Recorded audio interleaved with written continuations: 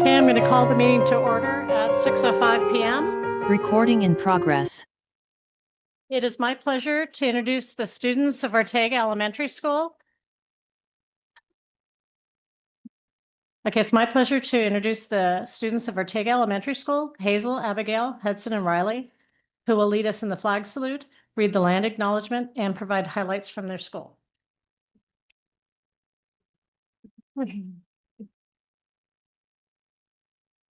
Oh.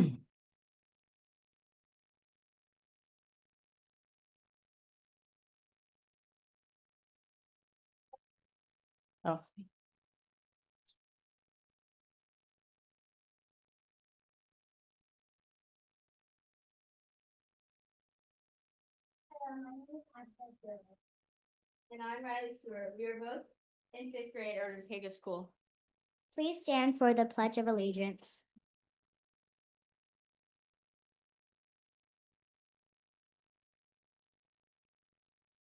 I pledge of allegiance to the flag of the United States of America, to the republic which stands one nation under God, indivisible, with liberty and justice for all. The Pacifica School District acknowledges that we gather on the unceded ancestral homelands of the Ramaytush Ohlone people. As guests, we humbly extend our gratitude to the Ramaytush Ohlone elders and community. We recognize that we benefit from living and working on their traditional homeland, and we affirm their sovereign rights as First People. As the original stewards of this land, the Ramaytush Ohlone understand the interconnectedness of all things and the importance of maintaining harmony with nature. Likewise, Pacifica School Districts commits to teaching our school's community and how to be responsible stewards of this land. Hello, I'm Hudson Schaefer and I'm in fourth grade at Ortega School.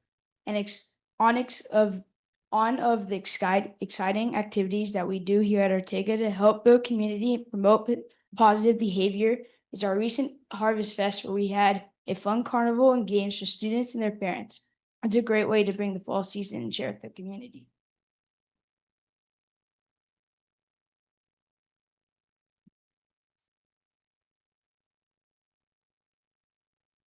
Hi, I'm Hazel Smith. And I'm a fourth grader at Ortega School. Another great community event that's coming up will be our color walk and roll, followed by a dance party. This will happen on October 24th. We always have fun getting in shape as we walk, dance, and cover one and up with vivid color. Peacemakers is a training program to help student leaders become conflict mediators on campus. They are voted by their classroom peers and are trained by teachers and counselors to learn how to do conflict management. They're sent out at recess, and students reach out to them for help. An important part of being on the Peacemakers team is our ability to help students and understand one another, especially when there is a problem or a disagreement. We model the behaviors we hope others will learn from and be able to make positive change in our community. And Otter News is Ortega's own news broadcast. Student anchors are nominated by their teachers to share what's happening on campus. Students and teachers are interviewed by their peers for certain segments. Teacher feature and question of the day. We do funny skits and activities to show other otters what a pause attitude looks like. Here is a small excerpt from our newscast. Teacher feature with our awesome new Ortega principal. Take it away, Kaylee and Leah.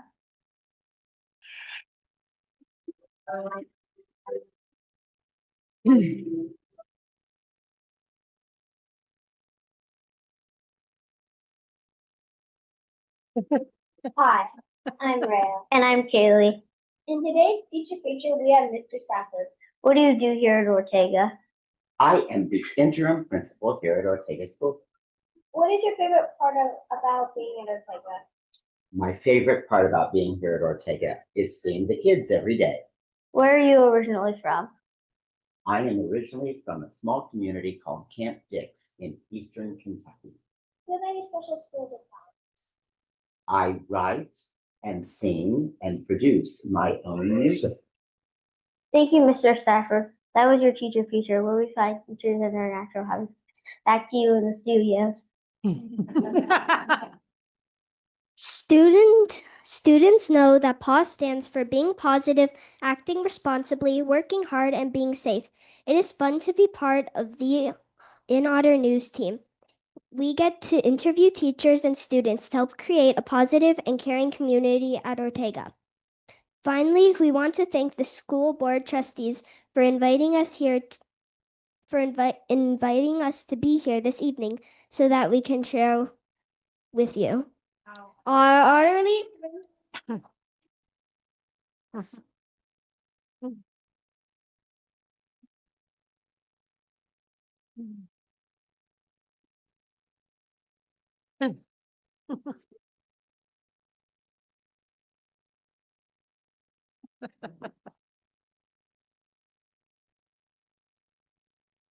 Okay, Barbara, can you take the vote? Yes. Here? Here. Here. The district records the audio portions of the meetings. All recordings are kept in the superintendent's office for 30 days and are available during that time period for inspection by members of the public on district equipment without charge. All public comment must be made in person unless a board member will attend remotely or otherwise specified on the board agenda. Speakers wishing to address the board on agenda or non-agenda items, please complete a request card with your name, address, and the item number and submit it to the board president or superintendent. You will be called to address the board and may speak up to 3 minutes. Please note, the public is welcome to provide comment to the board. Remarks are limited to 3 minutes unless extended to or limited by a vote of the board. A maximum of 20 minutes, unless extended by the board, is allocated for each subject discussed. The Brown Act open meeting regulations under which the board must operate do not allow board members to comment on non-agenda items or information you may bring up that are not on the agenda. Additionally, no action can be taken. However, the board may give direction to the staff following a comment. Okay, approval of the agenda. I would like to move item 10E, which is in the information, should be an action item. Need to move that to and be item 11K at the end. So that's the only change in that, is to move it from an information item to an action item. Okay. Do I have a motion to approve the agenda? One more suggestion Mhm. on 11. Microphone, The resolution. your microphone. Oh, For 11J, the resolution for school safety, I would like to read that, but exclude the high school that's named in there and stick with enunciation. Is that how I do that? Is that okay? There's still one area, I think it's number 1, where it still says Hillcrest or Okay. the Texas high school. Okay, so we'll just adjust that then. Okay, do I have a motion to, oh, do you have a change? No, I was gonna make a motion Oh. to approve the agenda with the Two changes. there. Okay, do I have a second? All in favor? And motion passes forward. Okay, report out on closed session topics. We had no reportable action was taken at this time. And we'll go to approval of the consent agenda.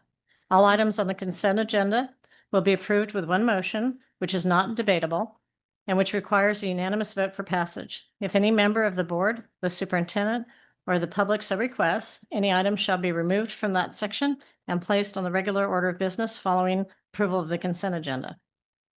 Please note that item 8F has been corrected to provide the correct language, the correct name of the Little League team, Pacifica Little League, instead of Pacifica American Little League. Do I have a motion to approve the consent agenda? Do I have a second? Second. And passes forward. Okay. Communications, or we have the minutes? Okay. The minutes of September 10th, those were all on the consent agenda. Okay, they just got rearranged here. Okay, communications, LSEA?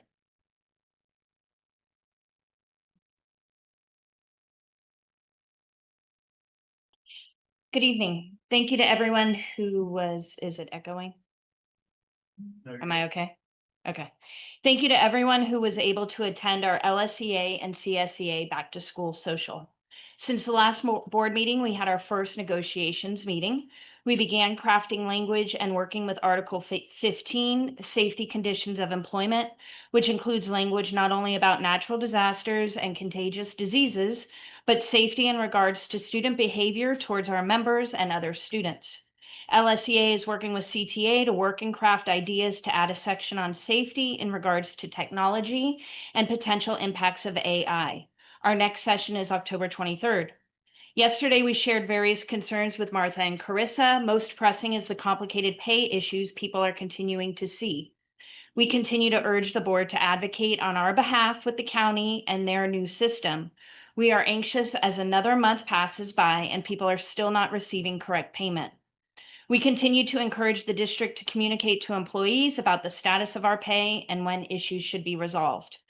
We encourage the board to have continued communication with community members, school site visibility, and conversation with labor partners. As always, our union leaders are happy to have a conversation with any of you or have you attend a union meeting. Just reach out and we can coordinate. Thank you. CSU? Hi, good evening. Our message to you tonight was originally going to have a very different tone until yesterday evening. On Monday, during our executive board meeting, we listened to members share concerns from across our sites. Before speaking here tonight, we felt it was important to seek answers. The issues raised included members working out of class, the need for stronger communication, delays in medical reimbursements, and questions about why the CSCA Sunshine Statement referred to a modest salary increase when the language was not reflected in the LSEA Sunshine. We reached out to Dr. Bowman by email to request that our monthly meetings continue, and she responded immediately with a time to meet. Yesterday evening, after LSEA's meeting with her and Deputy Superintendent Dr. Ladd, we sat down together. We weren't sure what to expect, but the conversation was open and productive. We began with the pressing concerns of the members working out of class, a situation that causes both delays and frustration. We were assured that the district will meet directly with affected members and work towards resolution. We also learned that the sunshine items were drafted by different attorneys and that no ill intent was behind the differences in wording. The district acknowledged the ongoing issues with paychecks, reimbursements, and other fiscal matters, and we are hopeful that by our next board meeting, new positions will be approved and posted to better reflect the needs of our district. It was a long meeting, but a meaningful one, and we left feeling optimistic about moving forward. Tonight, we're very proud to recognize 14 of our permanent classified members for their dedication and service. We also want to thank everyone who joined us for the recent LSCA CSCA Back to School Get Together at Sharp Park Restaurant. More than ever, it is important that we support one another and take time to connect in a relaxed setting. Special thanks to Megan for the strong relationship she has built with CSCA. We deeply value your experience and wisdom. We also appreciate seeing board members Bradal and Hart, Superintendent Bowman, and Principals Stafford, Alderson, and Vuskovic. Please forgive us if we missed anyone. Finally, we are proud to honor our Above and Beyond Award recipients, Rebecca Lazaro and Julie Osiello. Despite their own workloads, they devoted extra time to boxing up all the books at the OSS library in preparation for the district office move to 411 Oceana. Their hard work, commitment, and teamwork ensured everything was ready for the next step, and we are truly grateful. CSEA Chapter 128 is proud of all of our Above and Beyond recipients. Our classified employees are dedicated, hardworking people who care about our students, our schools, and our district and our community. CSEA will continue to shine a spotlight on Pacifica School District's wonderful classified employees. We believe that the hard work, the dedication, and the contribution of our valued classified employees should be celebrated and rewarded. Union proud, union strong.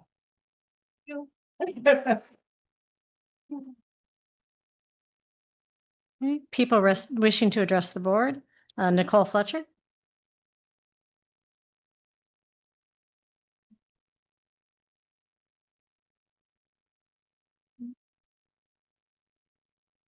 Hi, my name is Nicole Fletcher, and I'm a parent of two TKers and a second grader at Ortega. I'm also the parent council rep for Ortega, and I'm here to ask, tonight to ask the board to please prioritize budgeting for a new or at least updated TK play yard at Ortega Elementary. On the very first day of school, just to give you some background, in August, an inspector came and deemed the current playground unsafe for children under 5. While this wasn't a concern in the past as there was no TK, we understand that it makes sense now. And many of our kids, including mine, have been playing on that structure since they were toddlers. So we don't see the need for it. But and at first we thought there would just be a few modifications needed. However, about 2 weeks ago, inspectors returned and determined that the blacktop surface under the structure is too hard for any of the students to play on it safely. It's now been fully taped off and leaving only a concrete space for all of the students to use during recess. I completely understand that these things take time and that the situation's super unexpected. But with an interim principal currently in place, who we love, I just want to make sure that this doesn't fall through the cracks at Ortega. I respectfully ask that this issue be added to a future board agenda and that the progress on the playground modifications or construction can be communicated by you to the families through Parent Square. The Ortega community is eager to stay informed and, more importantly, to see movement toward a safe and age-appropriate play area for all our kids. The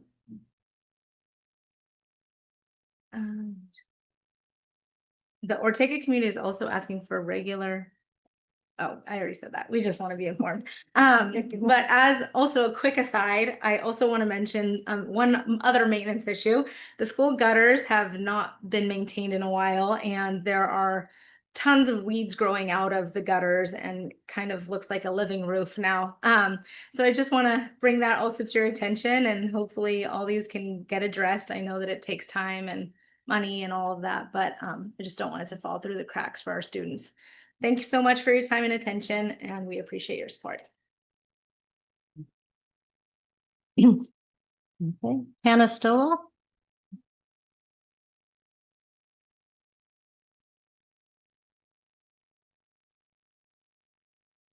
Hi, my name is Hannah Stillwell, and I have a current student, TK student, that's actually here with us today at Ortega. I'm going to be very fiercely reiterating what Nicole already mentioned. Speaking to express a growing concern shared by many at Ortega Elementary, one that directly affects the developmental well-being of our youngest learners. As it stands, the playground structures at Ortega are designed for children ages 5 to 12. However, we do have a population of 4-year-old TK students who attend our school every day and currently do not have access to these play areas. Instead, they are limited to a concrete courtyard for recess. While staff and families have worked hard to provide toys and resources to make this space more engaging, it cannot replace the developmental value of a proper play structure. Watching their older peers, just a year older in some cases, play freely while they cannot sends a discouraging message and denies them a key part of early childhood development. Playgrounds are not just nice to have, they are essential. They support physical growth through gross motor development, encourage social interaction and emotional regulation, and provide vital opportunities for problem solving and imaginative play. These experiences are foundational to cognitive growth and academic readiness. In fact, access to appropriate play has been shown to reduce stress and support classroom learning. And now, with 2 of our 3 playgrounds shut down due to failed inspections, the situation is even more urgent. We'd like to know what the plan is moving forward. How are we prioritizing the needs of all of our students, especially the youngest and the most vulnerable? Age-based restrictions make sense from a safety standpoint, but we must also consider developmentally appropriate solutions that don't leave our TK students behind. Their age is not something they can control, and it should not be the reason they are excluded from such a critical part of the school experience. This issue cannot be put on the back burner. Our TK students deserve a safe, stimulating place to play, just like every other child on campus. And I'm urging leadership to address this on the next agenda and to begin working toward a solution. Thank you. Okay. Amber Friedler?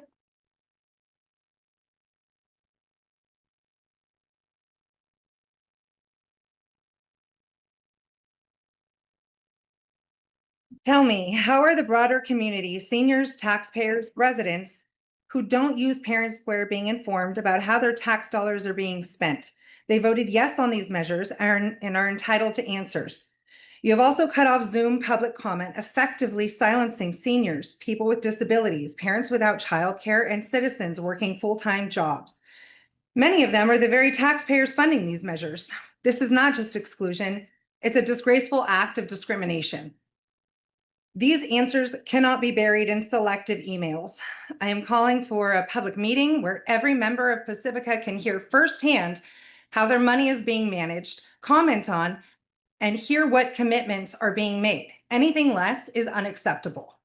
Even more troubling, a sitting board member, Bridget Hart, who is also the paid director of Pacifica Volunteers, now oversees an organization with exclusive access to school volunteer coordination.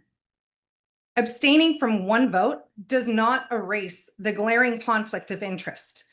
The perception of personal financial gain erodes public trust and violates the ethical duty of the board.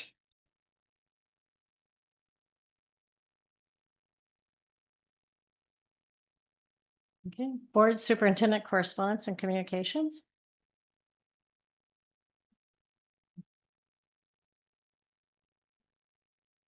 I was lucky enough to be invited to and attend the CSCA and LSCA social at Sharp Park Restaurant. Thank you to our teachers and classified staff. I went to Ortega's Fall Harvest Festival. It was really lively and busy. Great to see their PTO organize a successful event. Thank you, Miss. Thank you, Miss V. I had my couple of one-on-ones with superintendent. There's a lot happening behind the scenes. She and the cabinet are working really hard. And it takes a lot of heavy lifting to keep our schools functional. On Monday night, I attended the San Mateo County School Boards Association quarterly dinner and meeting. The presentation focused on supporting immigrant students and families in times of uncertainty. The speakers emphasized that fear and chronic stress can deeply affect student learning, attention, and well-being. They had some speakers that let us know that the budget for ICE is supposed to triple this week. And we haven't seen any ICE presence in our schools, but they are in the county, and they provided some really good resources, such as a 24/7 hotline presented by or organized by Faith in Action Bay Area. This hotline connects families to attorneys and respond quickly if someone is detained. And I'll make that hotline number available for all the principals. But that's it. Remembered. I had my one-on-one meetings with Carissa. I also went to the Ortega Carnival with my grandkids and my son, and she had a blast. I did sit on the play structures and noticed all the tape and whatnot. And I also did notice the weeds growing out of the gutters. And so I hope we can take care of that too. I had a correspondence from Amber Friedler, and I'd like to read my response. Dear Miss Friedler, thank you for your email to me regarding the recall effort. Since your email was addressed to me personally, I want to respond directly and transparently.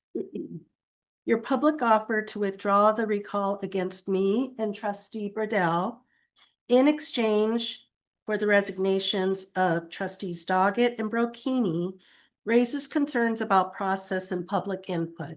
The recall is officially in progress and was initiated in part to return this decision to voters.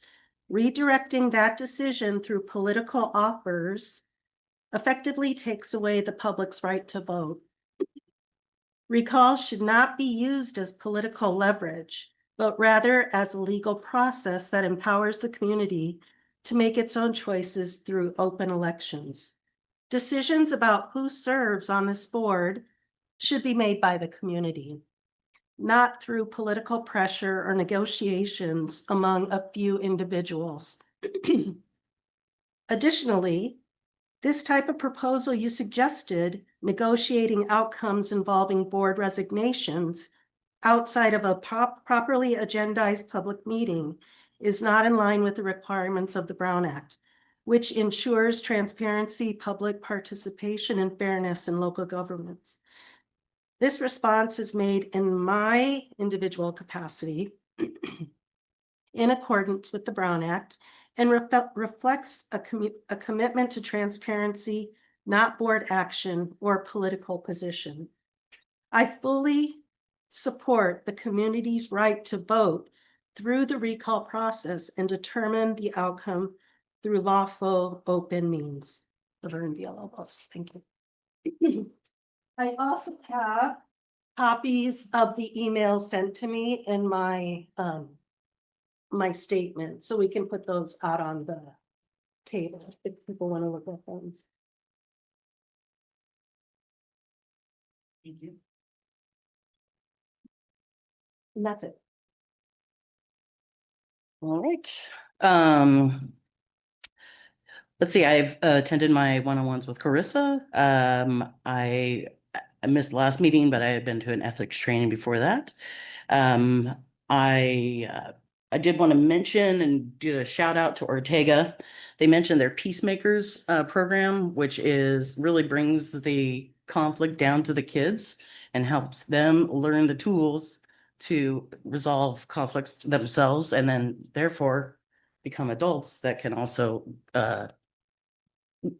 resolve conflicts themselves. So I want to just give a shout out to that. I think other schools in the district can definitely adopt that. I think of all the schools, that's kind of one of the strongest peer peacemaking groups, or I can't think of the words, but they have a great program there. So keep it up. And I just wanted to highlight that. I also wanted to mention, this is a very unfortunate thing, is when we all started being on the board, is there we did only service kindergartners through 12 for 3 8th graders. And since then, Newsom has given us the pleasure of also having TK students, which then made all of our structures suddenly out of compliance. So just so everyone knows, we were very much aware, and it wasn't purposeful at all. It's just that the parameters have changed on us since we started this journey. I also kind of want to sort of disappointed to hear in the gutters. I just want to make sure George is hearing that those gutters need to be cleaned. And that's it for me. Thank you. Okay, I've had my one-on-ones with Dr. Bowman and several workforce housing meetings. So you'll see an update in a few minutes. I attended the LSCA and CSCA social, which was a great time to have everybody there together. Also with the Fog Fest and the Fog Fest parade that a lot of the schools and the children and the students participated in. And PSD had their own booth with a spinning wheel, and they had giveaways that included different toys for the kids and T-shirts and all that. And so and also personnel was there to try and recruit employees too. So that was a fun time and good weather on Saturday and iffy on Sunday, but it all went well. Okay, now we're going to go on to the information items. And the first information item is the workforce housing update. We do have one public speaker, and that would be Amber Friedler.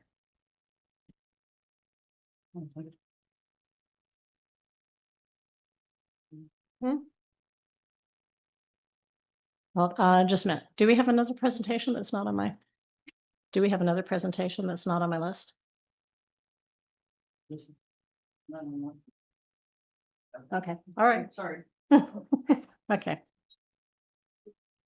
I have urgent questions that demand clear, direct, and honest answers. Since I just called her up there. Can you restart the clock, please? Sorry about that, Amber. That's okay. It's okay. I have urgent questions that demand clear, direct, and honest answers. Since your September 25th Parent Square email, your statements about the workforce housing project have been nothing but contradictory. You claimed construction would begin in January 26th, yet the same breath admitted that after discussing the options, the board rejected all general contractor bids from August and passed a motion to rebid the project in different parts and phases.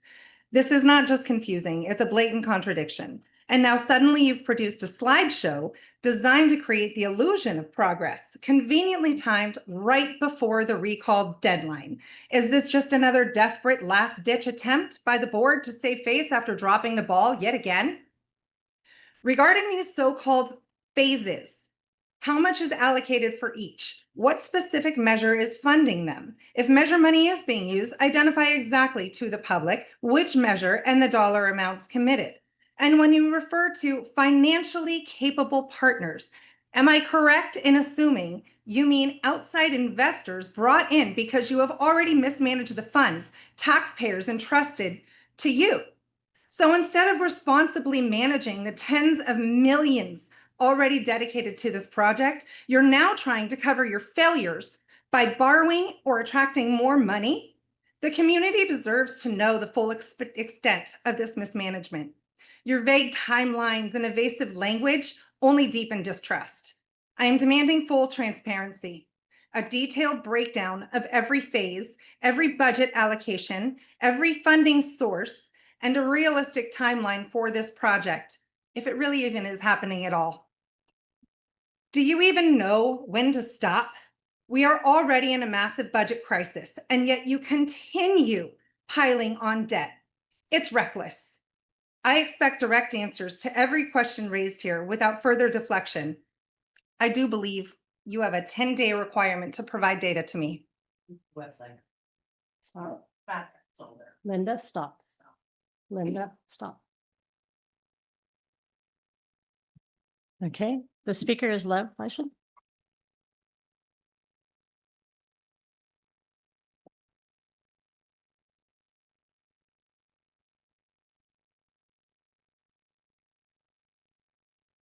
Good evening, just checking the mic, make sure this is working okay. Good evening, board, trustees. We come before you to give you an update on progress we've made since the last board meeting. We are moving forward as rapidly as we can to rebid the project in order to avoid some of the conflict we had with the last round. We're in the process of negotiating a project labor agreement with the San Mateo County Trades Union, which will help to alleviate the protests from the local carpenters union. And we are going to be issuing at the end of the week a new request for qualifications to general contractors with the information included in that request for qualifications that the job will be under a PLA.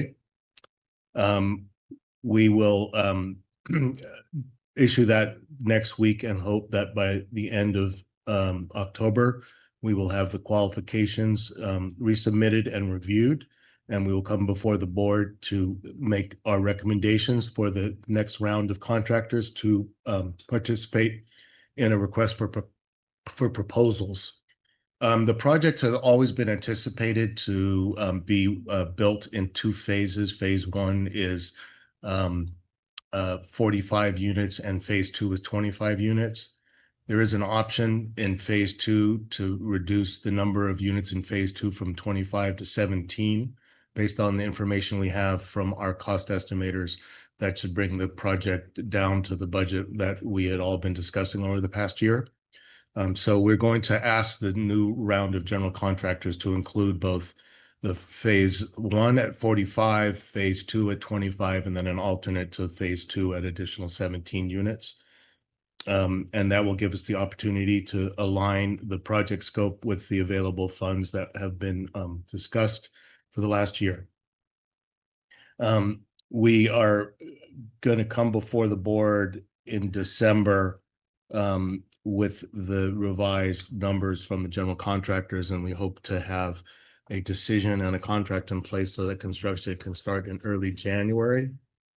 One of the things that we did learn from the first round of bidding was that our assumed construction schedule was more extended than it needed to be. The general contractors felt that they could finish the job much more quickly.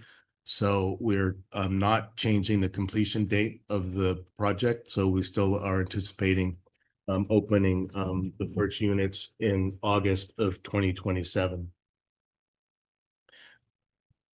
In order to accelerate and show progress, we are working really diligently to sign a contract with a demolition contractor so that we can complete the demolition of the existing building. We need to go through a number of things that are requirements of the approvals process from the city that are part of the mitigation measures. So we're putting together a traffic logistics plan, stormwater management plan, material recycling plan, and arranging for a biologist who needs to assess some of the existing environmental conditions of the site before we commence with the demolition.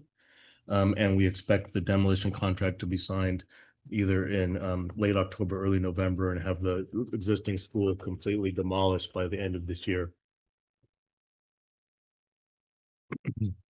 In regard to a financially capable partner, there's discussions going on, not with private development companies, but with other institutional and educational organizations to provide additional housing to other teachers, either in the county or in adjacent districts. And those will be ongoing discussions in order to try to make sure that we can combine phase 1 and phase 2 and deliver all the units and provide the most economical project. So as noted before, we're targeting January 2026 for the start of construction. Should everything go as we have anticipated with the rebid of the project. Any questions? I know that in really little print, it says what the city of Pacifica was doing, but why was it at the city of Pacifica for 4 years? The planning. It's a project. Right. So this is always a challenge to separate, building permit from the approvals of the design. So for the approvals of the design, unfortunately, it was on the docket, but then when the pandemic came around, it had a big impact on the city's ability to continue to process all the information. Part of the process was doing an environmental impact report. Those usually take at least a year to process. There was also a development agreement that was required, and then it took a long time to develop the actual legal text of the development agreement and establish all of the conditions between the school district and the city. And so all of those things sort of added up to, create a significant traffic jam. And so that's why it took a lot longer to get through the design review approvals process than had originally been scheduled. All right, so that was a long time to be there. In the proposals that you're going to present in December, can you also put down an informational sheet of how much the proposed rents would be for the employees, the 1 bedrooms, 2 bedrooms, 3 bedrooms? Sure. In relation to the bond money and how much we're using and how much, well, you know what I mean. Yeah, no, I do. And I think last December, we presented that information to you. It's all very tied together in terms of, rent and revenue and how that offsets the operating costs of the project. Yes. Certainly. Just so the public knows that we don't allow, no, Brown Act, it's only the board that takes discussion and questions. So in 3 months is the plan to start demoing that site. No, the demolition, we hope to probably start in November. November. Oh, Yeah. so even Yeah. like a We're month trying and a to half. accelerate that as fast as possible. Okay. We're separating the demolition from the contract with the general contractor. Sure. Okay. Thank you. Do we have any other questions? No? Okay, thank you. And I do remember that time with the city. It did seem to be a combination of COVID, everything being shut down. Also a lot of negotiating over the soccer fields that were still going to be in use by the city. So that was a lot of extra paperwork and negotiating back and forth was, the future of the soccer fields. I just thought it would be good for the public to Yeah. know. Specifically. You know, that I think everything shut down for a while, but then when we realized it wasn't opening back up, we had to go forward. So that Yeah. took some time. it's the challenge of doing this kind of project in California. You've all probably seen it in the news. Thank Okay. you. Thank you, love. Okay, item B, California State recognition of PBIS implementation of Pacifica schools. Dr. Ladd.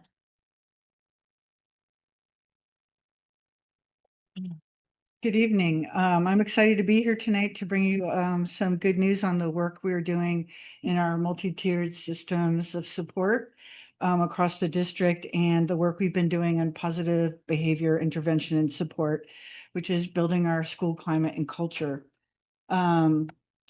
We'll get started. Tonight we'll be celebrating our work from last year, looking at the structures and support that we've built across our schools.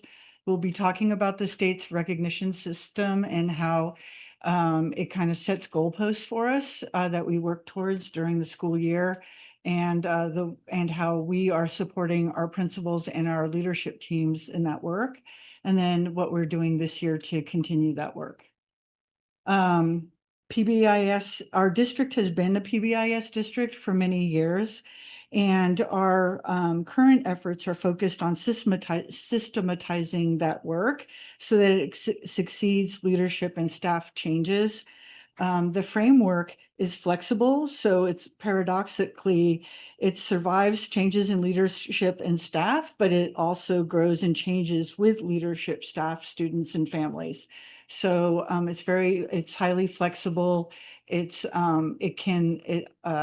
A lot of the tools that we bring to our schools, like we're talking about, the peacemakers at Ortega, they're part of the PBIS work that they do at Ortega. If you're talking about some of the things that are happening on the other campuses or our SEL curriculum that we've adopted, it's part of our PBIS framework. So it's highly flexible and it will grow and change as the district grows and changes. It's also data-based, and so we can self-monitor how our children are doing, but we can also self-monitor how we are doing in the system itself.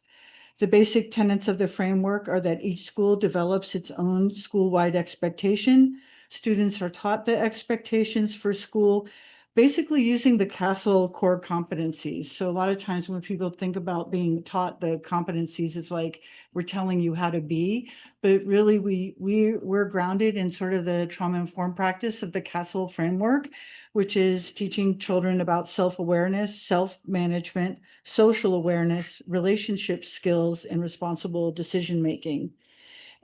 We develop positive and logic-based consequences, and we progress monitor both how our students are doing, how the program is doing, and how our staff is doing. So it has sort of that three-prong approach to our data.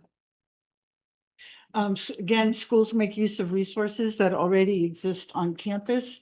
We have our SEL curriculum, Caring Schools and Community. Stop It is an anonymous reporting app and platform used for students to report safety concerns, either for themselves or things that they see on campus.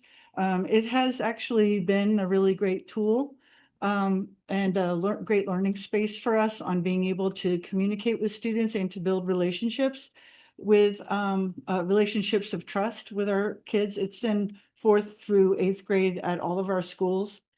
Our school initiatives and assemblies related to behavior and mental health and school culture. And then, of course, we have our school counseling programs and other supports at all of our schools. Moving on to the state recognition program, starts kind of like the Olympics: bronze, silver, gold, and platinum.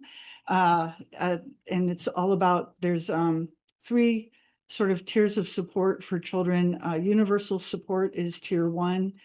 Tier 2 is targeted support for students when they need a little bit extra cushioning and how to be successful in school. And then tier 3 is more intensive supports. And so for us building this framework, we think of our work in the same way that we build that framework for our children. That tier 1 is sort of how do we provide that universal support? How do we provide that targeted support? So that's sort of the bronze and the silver level. Tier 2 is the gold level, and then tier 3 is the platinum level. This past year, Sunset Ridge and Cabrillo Elementary School received bronze level recognition.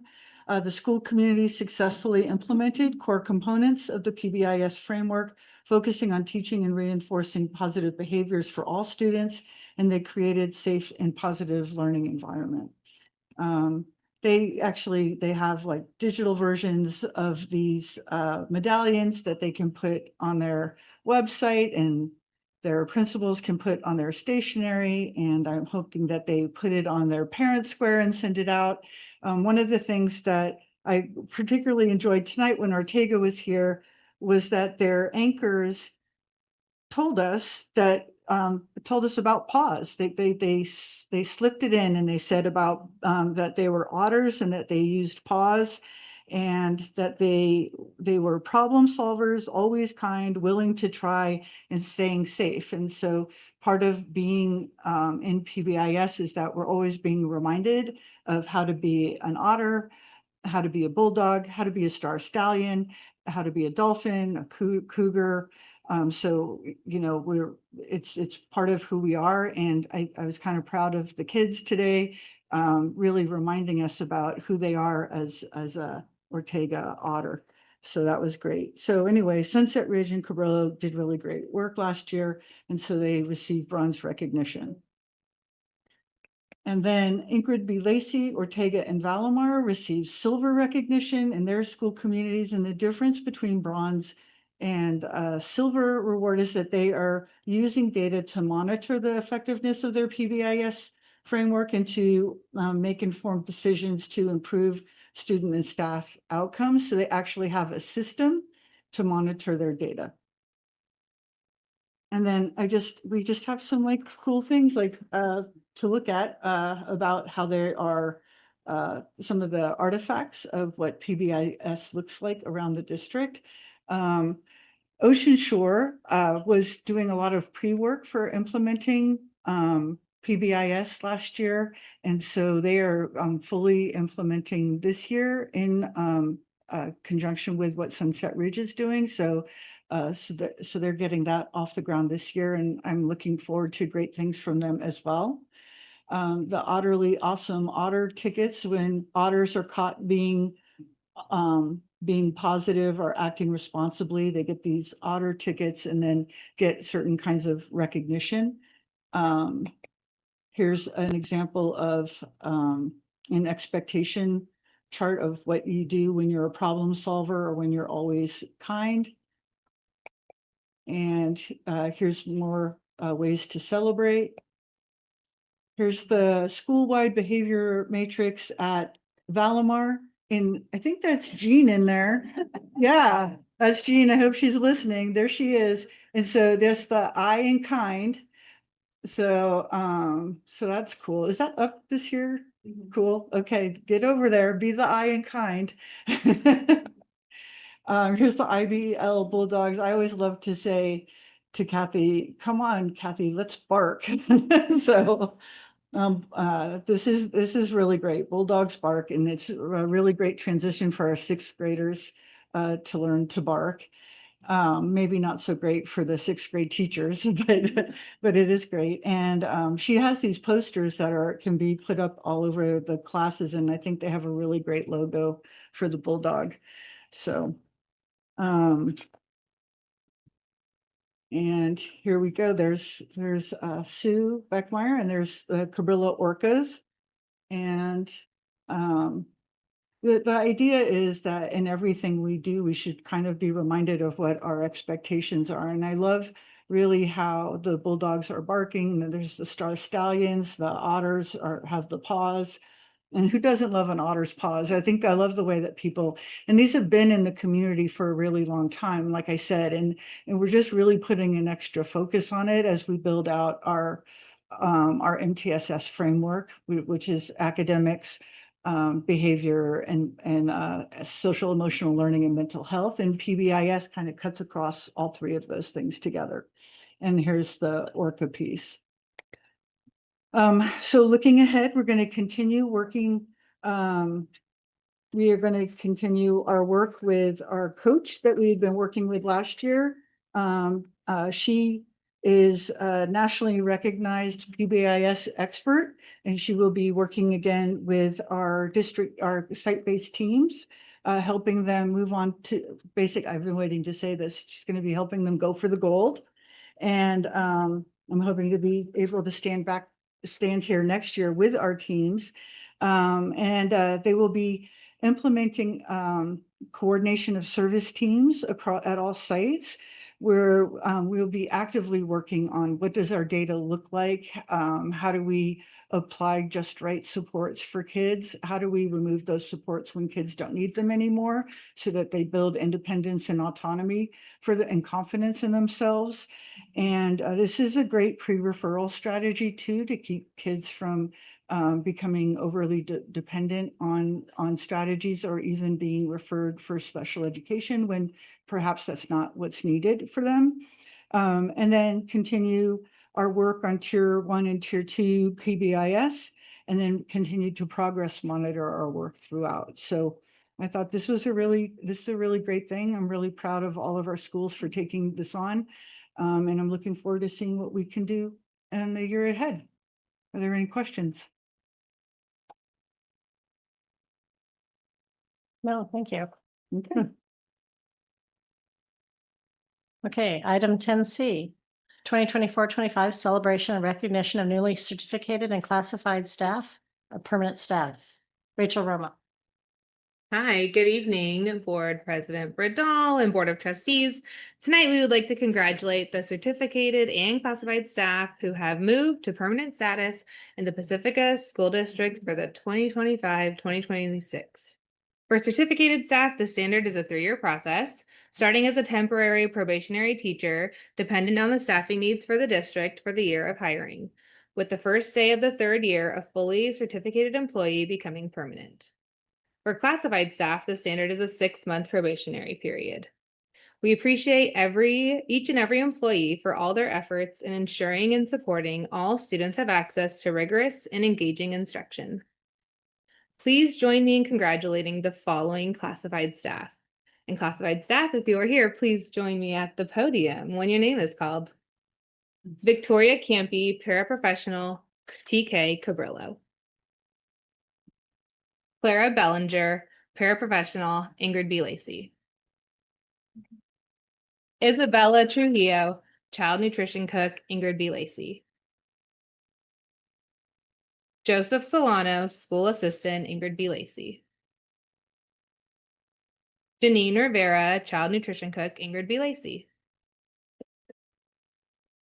Jeanette Hoffman, paraprofessional, Ortega. Shauna Kapersky, school assistant, para, and library media technician at Ortega. Jennifer Valencia, school assistant, Sunset Ridge. Andrew Frank, paraprofessional, Sunset Ridge. Christina Sandoval, school assistant, Sunset Ridge. Isabella Trujillo, paraprofessional, Sunset Ridge. Martha Elmore, child nutrition cook, Sunset Ridge. Come on up. Yay. Rebecca Lazaro, library media technician, Sunset Ridge. Jennifer Loretta, child nutrition cook, Valleymar. And Megan Reed, school assistant, Valleymar. Let's have a nice round of applause for our classified staff.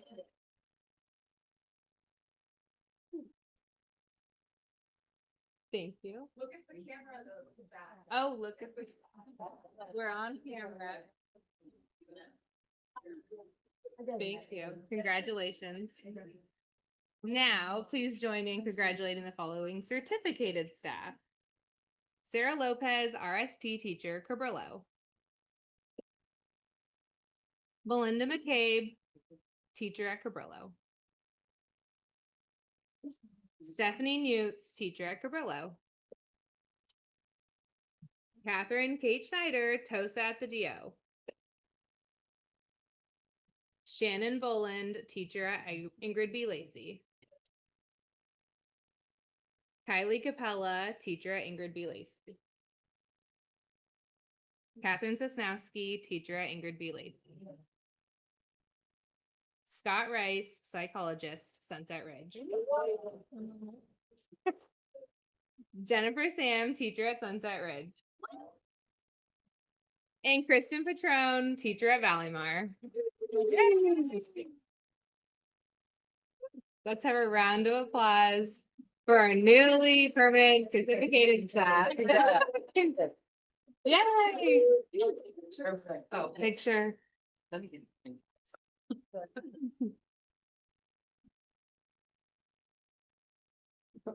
Congratulations and thank you for coming.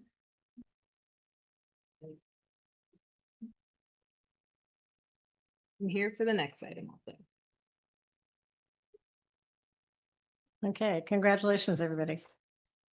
Okay, item 10B, and that is the district office relocation update, and we have a public speaker, Amber Fiedler.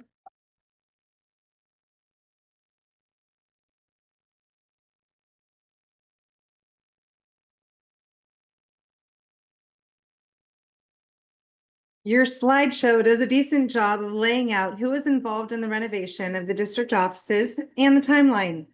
But once again, the financials are conveniently missing. This is a glaring omission. What exactly are these funds? I'm sorry, where exactly are these funds coming from? Did the district take out a loan? Are you siphoning measure money that was supposed to be dedicated to school improvements or staff raises? The community deserves a clear and direct answer. This information should have been provided up front, and it needs to be shared immediately, not just via Parent Square, but with our taxpayers. I looked online and couldn't find this information, as it is either not there or extremely difficult to find. Again, another request. Please have this to me in no more than 10 days. Okay, Rachel Romo. Okay, I have a brief presentation on the district office relocation update as of now. Can I just push this one, the white? Great. The green. Why the need for the relocation?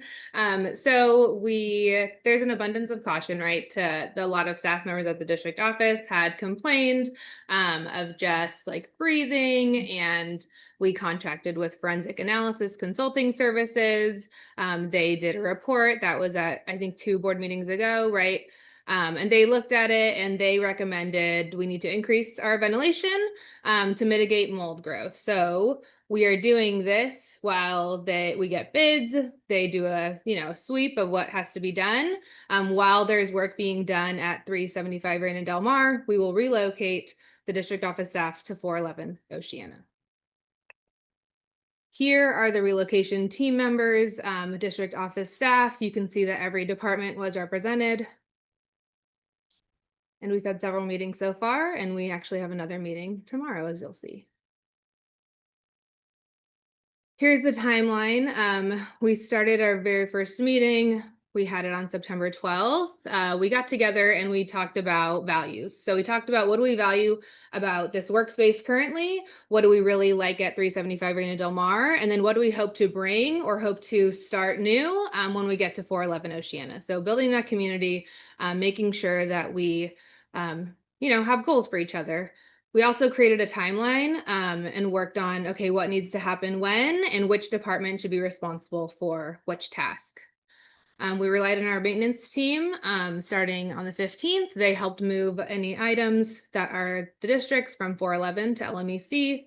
And then we reached out to CSEA for extra support. We asked them if they were interested in packing up the library, right, for extra compensation, and if they were interested in taking a virtual training on proper lifting techniques so that they could help us with this move.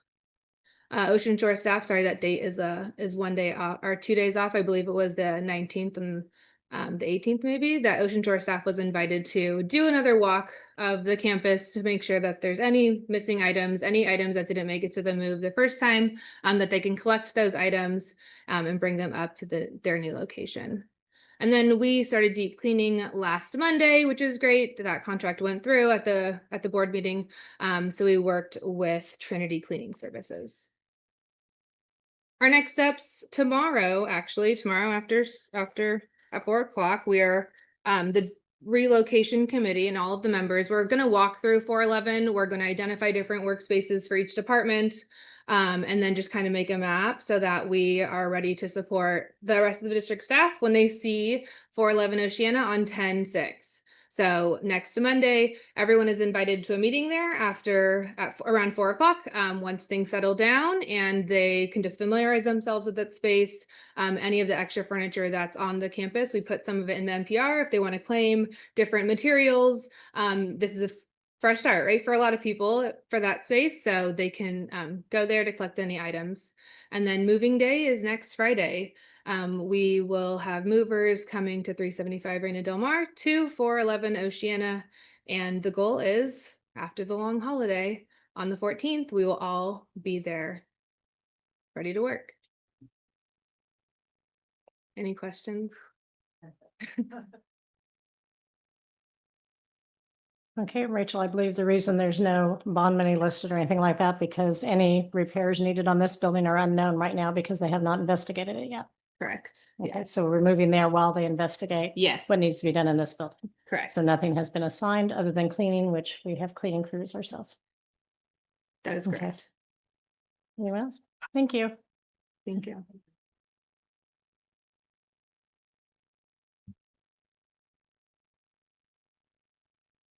Okay.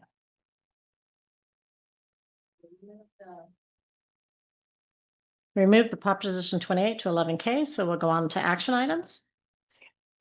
Okay, the first action item, 11A, is updated confidential salary schedule 25-26. Rachel Roma.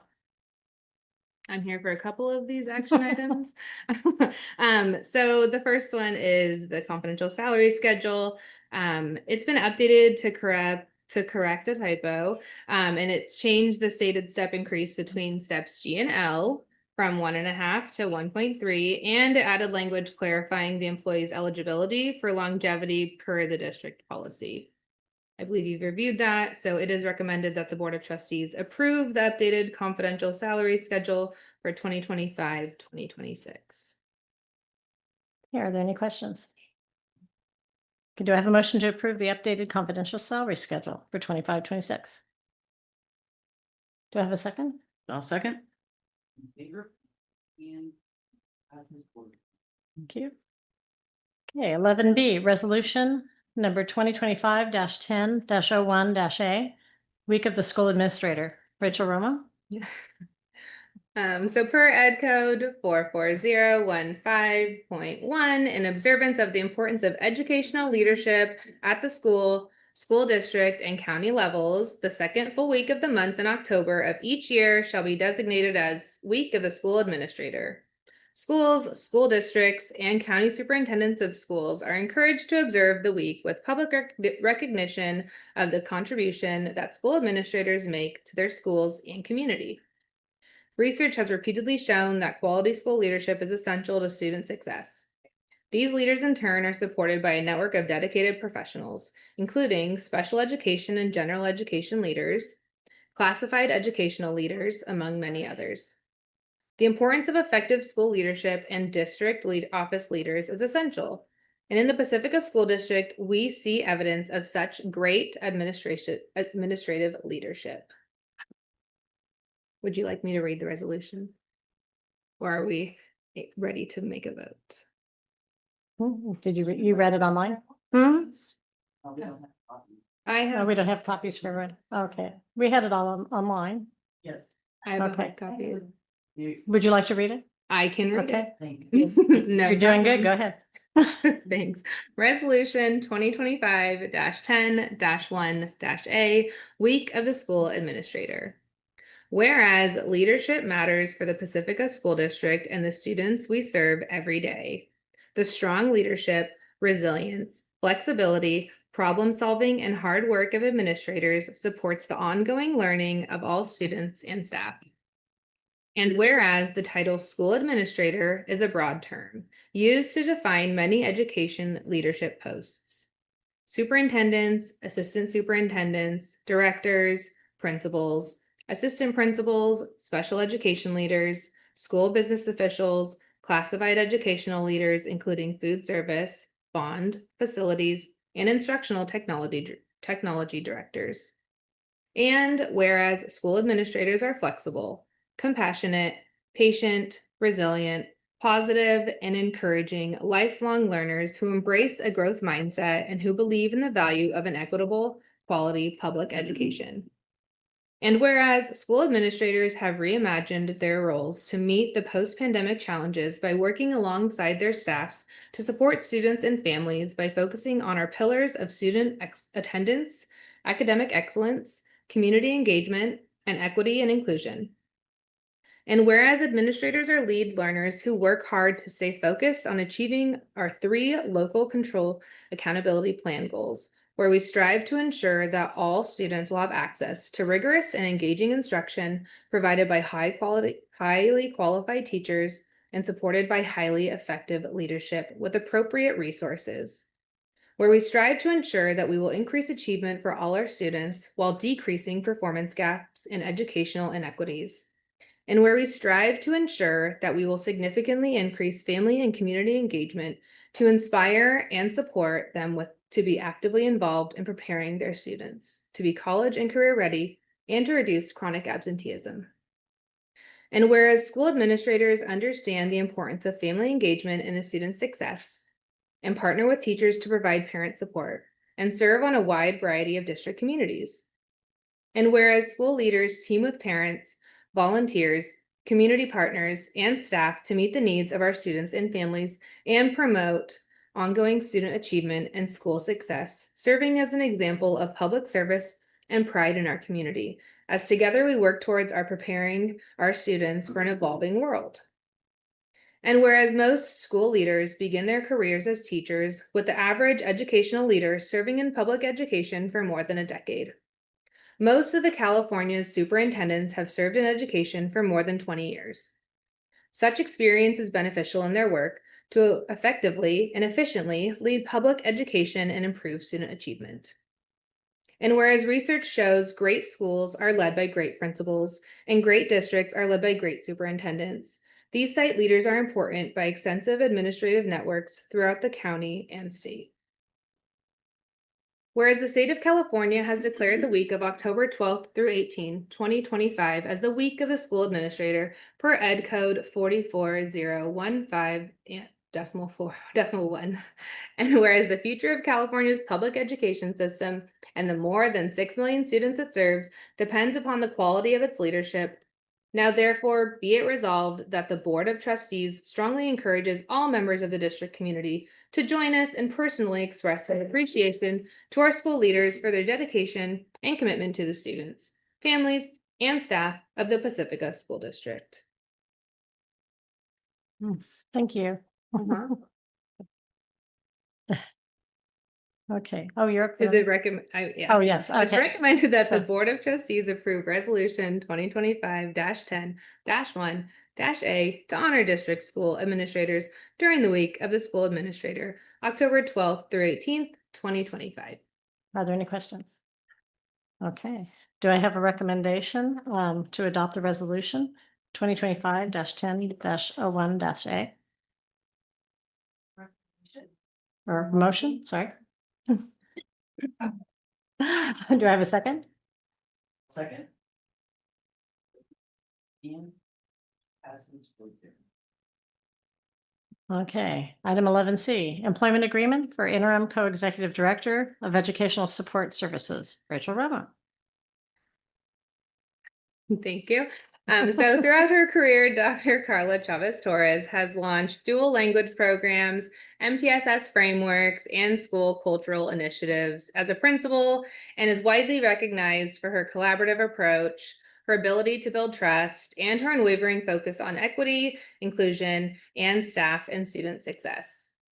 As interim co-executive director of Educational Support Services, Dr. Chavez Torres looks forward to working closely with district leadership, staff, and community partners to strengthen services, expand access, and ensure that every student and educator has the resources and support they need to thrive.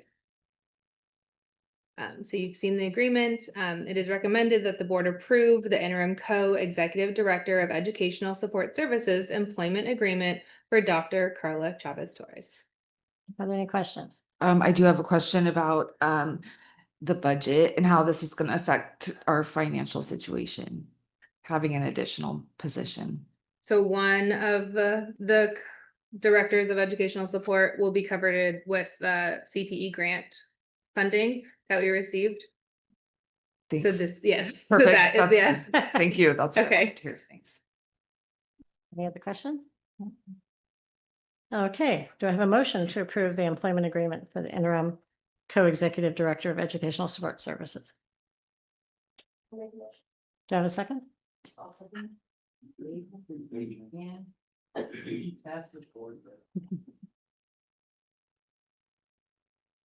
Okay, item 11D, employment agreement for interim director of human resources. And it was going to be Dr. Bowman, but I think it's Dr. Ladner. right? Yes, it is. I'm here around employment agreement for interim director of human resources. It is recommended that the board approve the employment agreement for the interim director of human resources, Rachel Romo. Before leading human resources, Rachel served as the principal at Cabrillo and Ortega Elementary, where she oversaw staff hiring, evaluations, and professional growth. She placed a strong focus on recruiting and developing talented, student-focused teachers, strengthening school culture, and ensuring compliance with district policies. As interim human resources director, she is dedicated to strengthening employee recruitment and support systems, expanding professional learning opportunities, and fostering a positive, collaborative district culture. Again, it is recommended that the board approve the employment agreement for interim director of human resources for Rachel Romo. Are there any questions? Okay, do I have a motion to approve the employment agreement for interim director of human resources? Motion to approve. Do I have a second?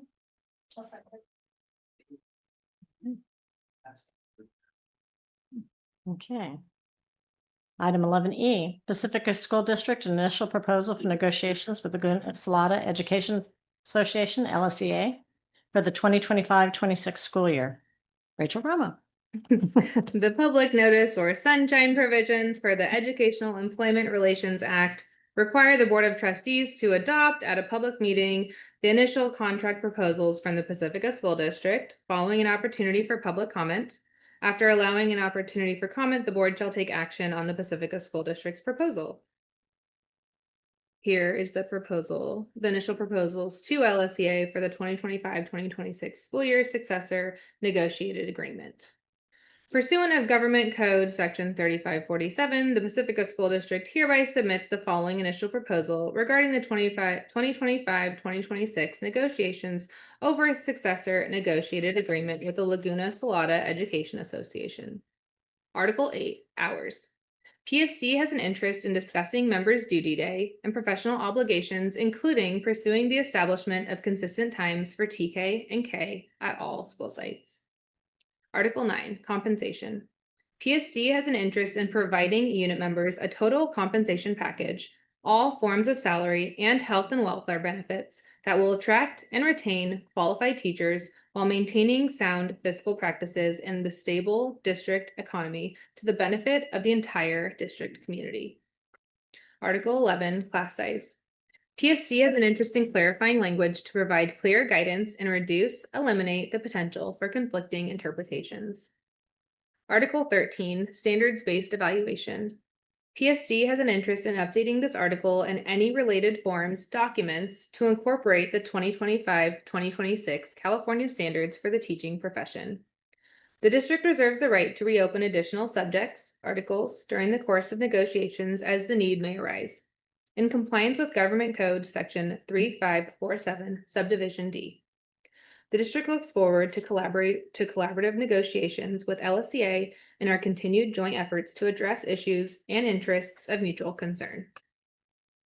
It is recommended that the Board of Trustees adopt the Pacifica School District's initial contract proposals for negotiation with Laguna Salada Education Association for the 2025-2026 school year. Okay, do you have any questions? Okay, do I have a motion to adopt the district's initial proposal for negotiations with LSEA for 25-26 school year? Okay, do I have a second?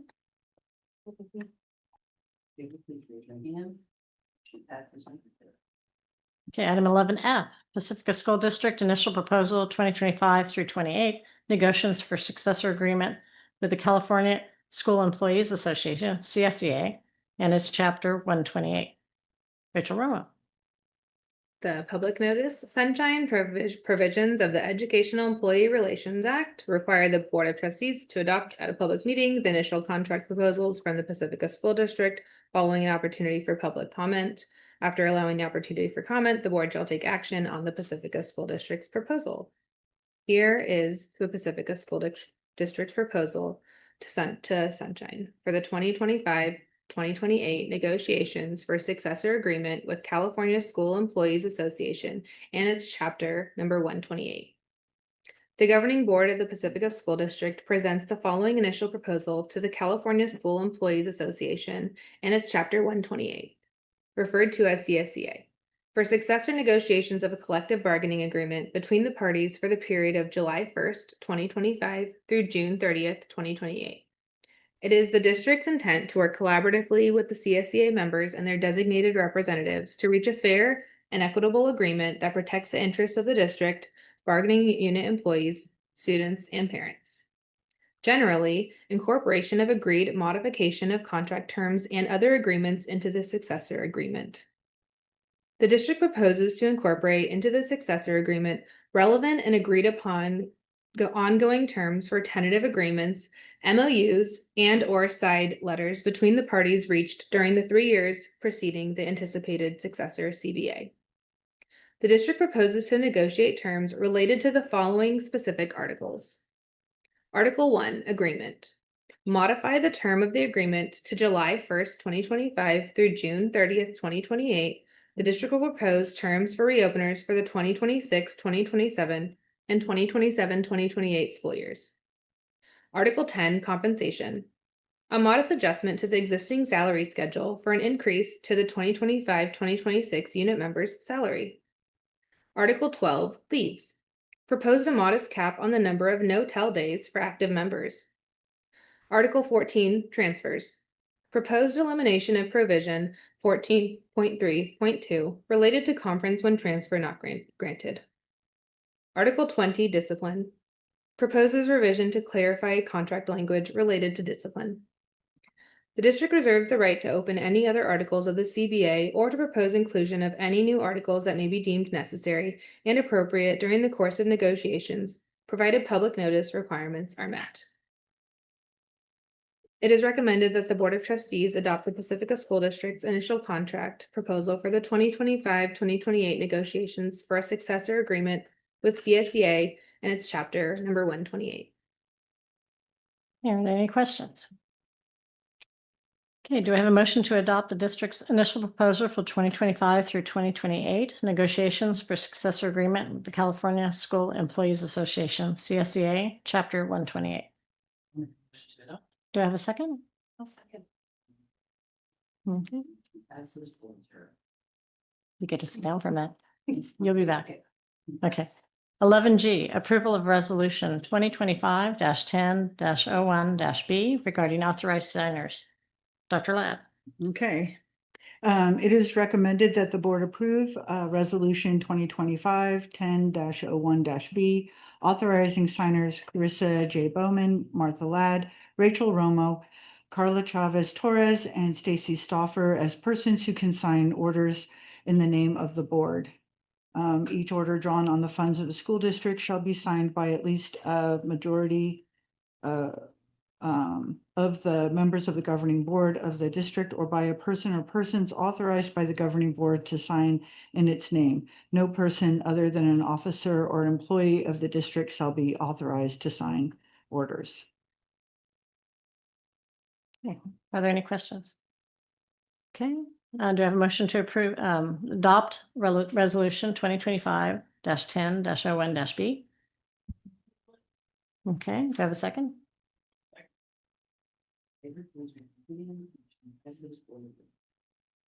Okay, item 11H, resolution 2025-10-01-C, recognizing Filipino American History Month.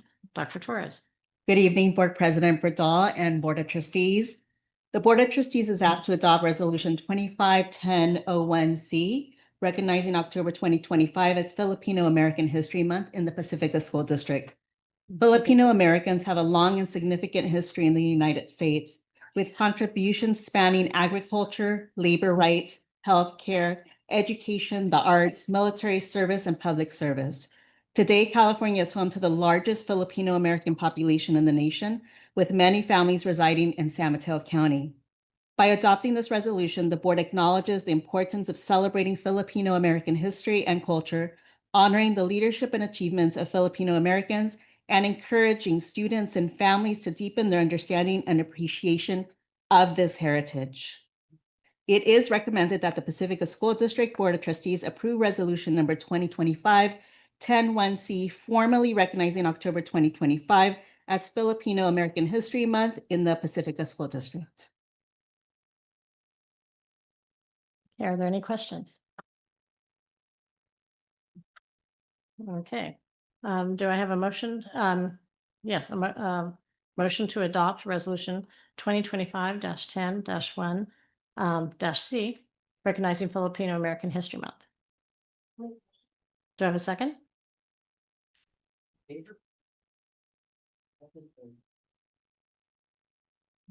Okay, item 11I, resolution 2025-10-1-D, recognizing LGBTQ plus History Month. Dr. Torres. October is a month for many, many recognitions. So the Board of Trustees is also asked to adopt Resolution 2025-10-1-D, recognizing October as LGBTQ plus History Month.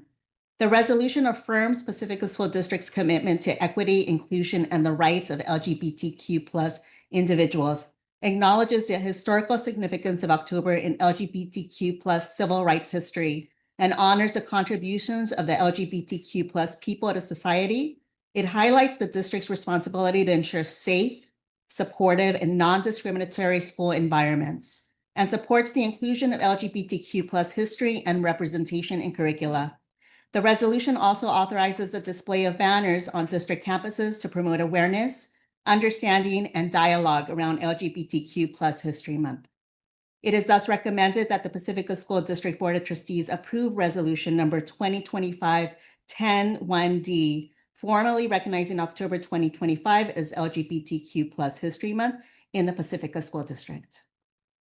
Are there any questions? I do have a question. I'm wondering if this means that gender identity and sexual orientation will be included in our curriculum. I think we're looking into that and we can get back to you with more information. Thanks. Okay, I think at the moment it's just a resolution for historical. Okay, do I have a, let's see, what is that number? You get the number right. Okay, do I have a motion to approve resolution 2025-10-1-D, recognizing LGBTQ History Month? Do I have a second? Okay. Okay, resolution, item 11J, resolution 2025-10-01-E, school safety resolution. Trustee Villalobos. I looked back a little bit before I start reading it, and the last time we did a school shooting resolution was only 2 years ago. And so that was just with one quick search. And so this one, it happened in my old neighborhood where two of my friends actually had their niece and nephew there, and then another one, his daughter was shot. And so it's very close to my heart, and I feel like if it can happen there, it can happen anywhere. And so I wanted to read it. Whereas the Pacifica School District Board of Education is deeply saddened by the recent tragic shooting of Annunciation Catholic School K-8, Minneapolis, Minnesota on August 27th, 2025, in which 2 students were killed, 2 critically injured, and many others wounded. And since 1999, an analysis by Sandy Hook Promise states that since the Columbine High School shooting in 1999, more than 390,000 students in the U.S. have experienced gun violence at school. And whereas this incident adds to the ongoing national crisis of school shootings with data from the K-12 school shooting database, recording over 300 incidents in each of the past 2 years. And whereas the horrific prospect of school shooting made an indelible impression on the national consciousness with the Columbine Massacre of 1999. And whereas more than 150,000 Americans have experienced a shooting on campus since the Columbine tragedy, and hundreds of lives have been lost, and many more have experienced trauma as a result. And whereas the Pacifica School District Board of Education acknowledges the profound impact school gun violence has on students, staff, families, and communities nationwide. Whereas the safety, security, and well-being of students, staff, and the community is the highest priority of the Pacifica School District. Whereas the Pacifica School District Board of Education is committed to providing a safe and supportive learning environment for all students and staff. Whereas the board believes that schools, families, community partners, and local, state, and federal agencies must work together to prevent violence and ensure rapid response to threats. Now, therefore, be it resolved that the Pacifica School District Board of Education 1, condemns the acts of violence at Annunciation Catholic School and all incidents of gun violence in schools.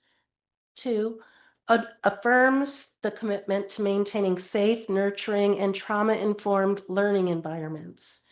3, directs the superintendent to review, enhance, and evaluate the emergency response plans and school safety initiatives.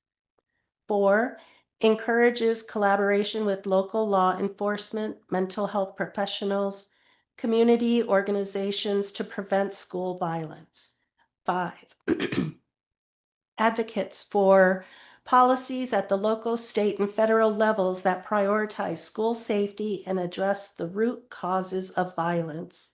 And now, therefore, be it further resolved that the Pacifica School District Board of Trustees calls upon policymakers, community members, and all stakeholders to take meaningful action to prevent school violence and to promote the health, safety, and well-being of children and school staff. Passed and adopted. Well, I guess that's for you, right? Okay, do we have any questions? No. Okay, do I have a motion to adopt resolution 2025-10-01-E? Make a motion to approve. Do I have a second? In favor, please raise your hands. Motion passes 4-0. Now we have the item that I had moved. It's now 11K, and we moved it from the information. I think for efficiency, we should probably go ahead and vote on it. If we do find out later that I can't last minute move something from information to action, we may need to put it back on the agenda next time, or maybe on the consent agenda. But I think since we're all teed up, we'll go ahead with the presentation of the vote. And if we have to fight it up later, we will. Okay, so that one. Let's see. So Proposition 28, Arts and Music in School Annual Report. Dr. Flores. The Board of Trustees is asked to approve the annual Proposition 28 Arts and Music in Schools Funding Annual Report. Local education agencies such as Pacifica School District that receive Proposition 28 Arts and Music in Schools, also known as AMS, funds are required to submit an annual report and annual certification to the California Department of Education and be posted on the LEA's website. The annual report must be board approved. Included in the report is a brief description of the Proposition 28 Arts Education Program, the number of full-time equivalent teachers that were funded, the number of students served, and the number of school sites that were provided arts education program with AMS funds. Attached is both the annual report and annual certification for Proposition 28 Arts and Music in School for fiscal year 2024-2025. It is recommended that the Pacifica School District Board of Trustees approve the 2024-2025 Proposition 28 Arts and Music in Schools Funding Annual Report. Yeah, are there any questions? Okay, do I have a motion to adopt resolution 2020? Oh, no, that's the same one. That was, okay. For the arts and music. And what was the number on that one? No, Proposition 28 was what I was looking for arts and music in schools annual report. Motion to approve. Do I have a second? David, please raise your hand. Okay. Passes 4-0. Thank you. Okay, item 12, Board of Trustees Superintendent's recap and future agenda items. Anyone? You recap or? I see the Girl Scouts are coming to talk to us about an AP course in women's history. Mhm. Future agenda item, so that sounds exciting. I think they've been trying to do that for a little while. Yeah. Okay. For Pacifica School volunteers, I'm planning on having a board member come do a presentation on November 19th. Okay. That'll be great. I think they do one annually. And PEF does it also. I don't know if it's the same night, but. Mhm. Okay, anything? Is there any way we can just have like a small update? Is there any way we can have a small update about the volunteers in schools and how the progress is going with the background checks and the TB tests? Yeah, Dr. Led, yeah, I would think so. Okay, so if that clock is correct, we'll adjourn at 7:36.